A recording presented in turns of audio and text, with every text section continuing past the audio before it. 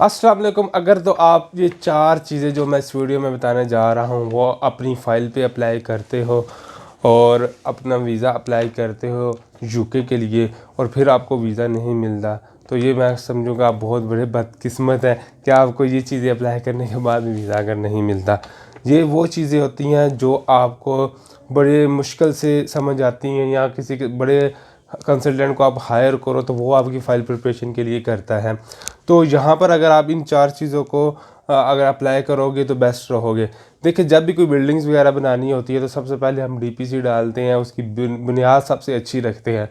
बुनियाद रखने के बाद हम उस बिल्डिंग को बिल्ड करते हैं और ऊपर जाके चाहे हम जितनी मर्ज़ी कंस्ट्रक्शन भी कर सकते हैं, हमें पता होता है कि बुनियाद इसकी मज़बूत है। इसी तरह जब भी आप यूके के लिए वीज़ा को अप्लाई करते हो तो वहाँ पर अगर आप अपनी बेस अच्छी करते हो वीज़े की, तो उसके अंदर आपका तब जाकर वीज़ा लगता है। ये वीज़ा किसी से भी रिलेटेड हो सकता है, टूरिस्ट वीज़ा हो सकता है, विजिटिंग फ्रेंड एंड फैमिली हो सकता है, इवेंट को अटेंड करने के लिए हो सकता है।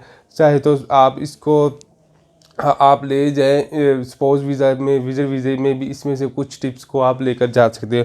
तो आज की वीडियो में मैं इंशाल्लाह बात करने जा रहा हूँ कि 4 वो कौन सी इंपॉर्टेंट टिप्स हैं अगर वो अपने यूके वीज़े के लिए अप्लाई करते हो तो उसमें मैं कहता हूँ 100% इंशाल्लाह चांसेस होंगे आपके वीज़ा लगने के लिए। देखिए, जब भी यूके के लिए आप अप्लाई करते हो तो यूके कुछ चीज़ों को नज़र में रखता है और हर कंट्री के लिए उन्होंने स्पेसिफिक कोटेज रखे होते हैं कि इस साल हमने इस कंट्री के इतने लोगों को हम वीज़ा देंगे। तो जब भी आप अप्लाई करते हो तो एक अच्छी बेस अगर बनाओगे तो आपका बहुत ज़्यादा फ़ायदा होने वाला है। तो सबसे पहले यहाँ पर मैं बात करने जा रहा हूँ टाइज़ की। तो वीडियो को शुरू करने से पहले आप लोगों से रिक्वेस्ट है कि चैनल को सब्सक्राइब कर लीजिएगा।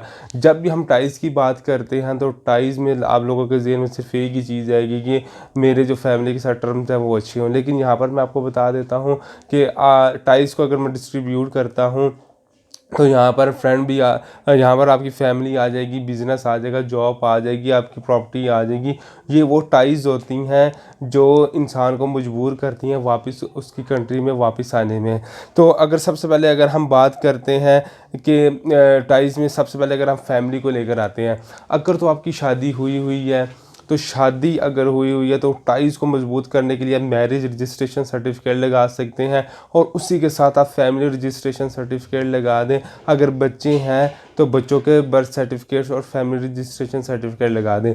ये 3 चीज़ें जब आप अपने जो है वीज़ा एप्लीकेशन के साथ लगाएंगे तो आप मजबूर होंगे कि अगर आपने 7 दिन का 10 दिन का ट्रैवल करना है तो रिटर्न होने में आप लाजमी मजबूर हो जाएंगे। अब आपके जहन में ये क्वेश्चन आ रहा होगा, यार हम तो सिंगल हैं। अगर आप सिंगल हो तो आप अपनी फैमिली यानी कि पेरेंट्स के साथ का एक फैमिली रजिस्ट्रेशन सर्टिफिकेट मिलता है वो लगा दें। अगर आपने मज़ीद इस टाइज़ को मजबूत करना है तो उसके सिलसिले में आप अगर आपकी शादीशुदा है तो वाइफ का डिक्लेरेशन एक सर्टिफिकेट ले लें जिसके अंदर आपकी वाइफ डिक्लेयर करें कि मेरे हस्बैंड 7 दिन के लिए यूके जा रहे हैं, आज 10 दिन के लिए यूके जा रहे हैं, फ़लाना फ़लाना इवेंट अटेंड करने जा रहे हैं, यहाँ पर हम हैं, हमारे बच्चे हैं, हमको फुली स्पॉन्सर ये करते हैं। और इस चीज़ की यकीन दहानी करवाएं कि मेरे जो हस्बैंड है वो वापस आ जाएंगे। तो ये डिक्लेरेशन जो है आपकी टाइज़ को बहुत मजबूत करेगा। इसी के साथ साथ अगर आप अनमैरिड हैं तो अपने जो फादर हैं मदर हैं उनकी तरफ से एक डिक्लेरेशन ले लें।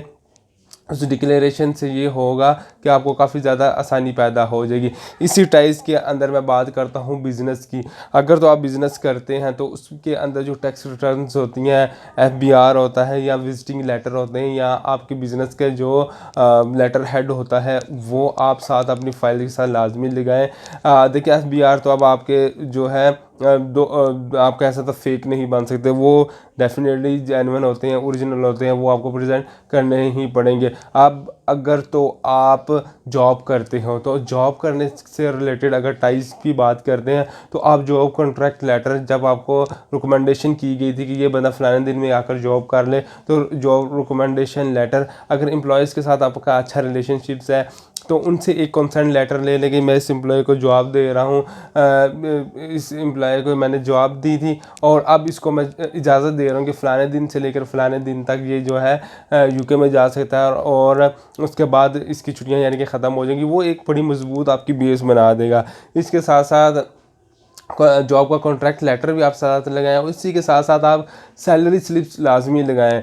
अगर लास्ट 6 मंथ की आप बैंक स्टेटमेंट लगा रहे हो तो लास्ट 6 मंथ की आप सैलरी स्लिप्स भी लाजमी लगाएं और अच्छे से वेल मेंटेन जो सैलरी स्लिप ऑफिशियली होती है वो लगाएं। अगर वो लगाएंगे तो आपके टाइज काफ़ी ज़्यादा मजबूत हो जाएंगे। अभी तक मैं टाइज के टॉपिक्स को डिस्कस कर रहा हूँ और यही फाइल में अगर आप इंसर्ट चीज़ें करते हो तो 100% इंशाल्लाह वीज़ा मिलेगा। इसी के साथ साथ अगर आपकी प्रॉपर्टी है पाकिस्तान के अंदर या आपके पेरेंट्स की प्रॉपर्टी है तो उसके डॉक्यूमेंट्स लगा दें। अगर अपनी प्रॉपर्टी है तो उसका सेल डीड या अपने परचेजिंग डीड जो होता है वो लगा दें और अगर आपके पेरेंट्स की है तो फ़र्ज़ वगैरह लगा दें। डेफिनेटली आ जाकर वो कहीं ना कहीं पर आपकी ही बनेगी। इसके अंदर जो बहुत मजबूत एक चीज़ है वो मैं कह सकता हूँ कि फाइनेंशियल एक चीज़ होती है। वो जो फाइनेंशियल वाल होती है उसको आपने बड़े अच्छे से प्लस्तर करना है, सीमेंट बहुत ज़्यादा लगा देना है। इसके अंदर बैंक स्टेटमेंट आएगी। अब बैंक स्टेटमेंट, एफबीआर और आपकी जॉब, ये एक ट्राई एंगल बन जाएगा क्योंकि आपकी जॉब के जो पैसे होंगे आपके बैंक में जाएंगे और बैंक की जो मामलात होंगे वो एफबीआर में जाएंगे। जब इन 3 ट्राई एंगल का आपस में मैच हो जाएगा तो डेफिनेटली आपकी ये जो दीवार है बड़ी मजबूत होगी और इंशाल्लाह होपफुली कि इसके बेस पर भी आपको इंशाल्लाह वीज़ा मिल जाएगा। अगर तो आप जब भी बाहर के लिए प्लान करते हो तो मैं आपको रिकमेंडेशन, मेरी बेशुमार वीडियोज़ में रिकमेंडेशन आपको यही करता हूँ कि आप 7 से 10 दिन के दरमियान के टूर रखें। इवन कि अगर आप पाकिस्तान के अंदर हो, इंडिया के अंदर हो, आपने किसी दूसरे शहर में जाना है, लाहौर में जाना है, कराची में घूमने फिरने जाना है या मरी में जाना है तो आप ज़्यादा से ज़्यादा 1 दिन या 2 दिन रहते हो, उसके बाद आपकी बस हो जाती है।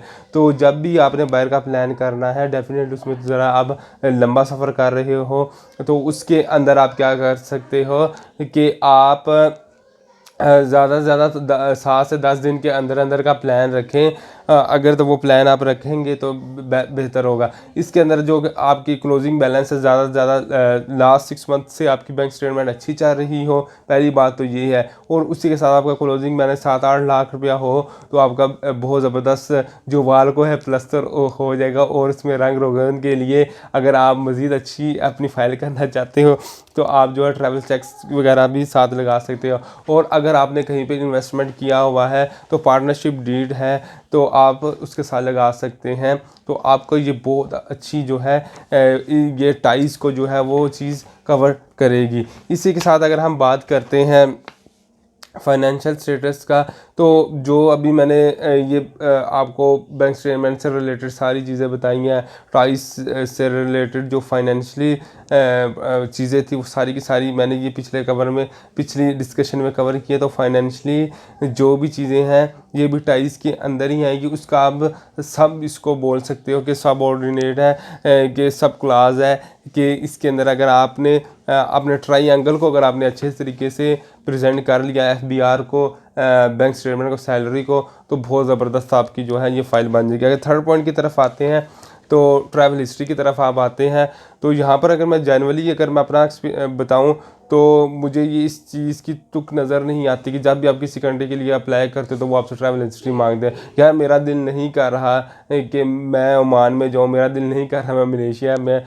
का चक्कर लगाऊँ, मेरा डायरेक्ट दिल किया कि मैंने यूके जाना है। तो ये जनरली अगर एथिकली भी पूछा जाए तो ये चीज़ आप हम पे इम्पोज क्यों कर रहे हो कि आपने फ़लानी जगह पर विज़िट किया होगा तो तब ही हम आपको वीज़ा देंगे। तो ये चीज़ मुझे वैसे भी अच्छी नहीं लगती। अगर आप अपने टाइज को अच्छे तरीके से और फाइनेंशियल मीन्स को अच्छे तरीके से प्रेजेंट कर लेते हो तो इस टॉपिक पे आने की आपको ज़रूरत नहीं है। अब लास्ट पे अगर मैं बात करता हूँ वो होगा ट्रैवल इंटेंट। जब भी आप वीज़ा वगैरह अप्लाई करते हो तो इंटेंट डेट का आप लाजमी ध्यान रखा करें क्योंकि इंटेंट डेट में ही आपको जाना चाहिए और उसी में ही वापस आना चाहिए। आपके लिए बड़ी बेस्ट चीज़ें रहेंगी। उसी इंटेंट डेट के अंदर अंदर आप ट्रैवल प्लान बनाएं। ट्रैवल प्लान बनाने का मकसद ये होता है कि आपको पता हो कि मैंने इन इलाकों में जाना है, इन इलाकों में ये मशहूर चीज़ें हैं तो मैंने इन चीज़ों को जाकर टच करना है, इन चीज़ों को जाकर देखना है। अगर उन इलाकों में से कहीं पर अगर इवेंट्स वगैरह हो रहे हो तो आप एडवांस में उसकी टिकट को परचेज़ कर लें, या फिर अपने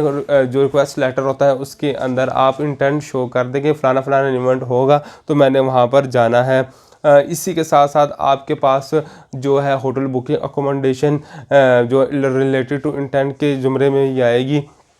अकोमोडेशन जो है वो आपको चाहिए कि आपने जितना ख़र्चा कर दिया है तो यहाँ पर भी आकर आप कंजूसी मत दिखाएं, वहाँ पर अच्छे तरीके से जो है होटल को बुक करें। 2-3 होटल्स को बुक करना है, 2-4 डमीज़ बना लें, एक होटल को अच्छे तरीके से बुक करके उसकी पेड जो होती है वो रसीद साथ लगाएं, तो इससे आपको काफ़ी ज़्यादा फ़र्क पड़ेगा। तो ये 4 चीज़ें आपको बताने का मकसद ये था कि इस चीज़ अगर आप इन चारों चीज़ों को अपने ज़हन में मद्देनज़र रखते हुए फ़ाइल बनाते हो तो मैं गारंटीड कहता हूँ इंशाल्लाह अल्लाह के हुक्म से विदाउट एनी कंसल्टेंट आपका जो है वीज़ा इंशाल्लाह लाजमी लगेगा।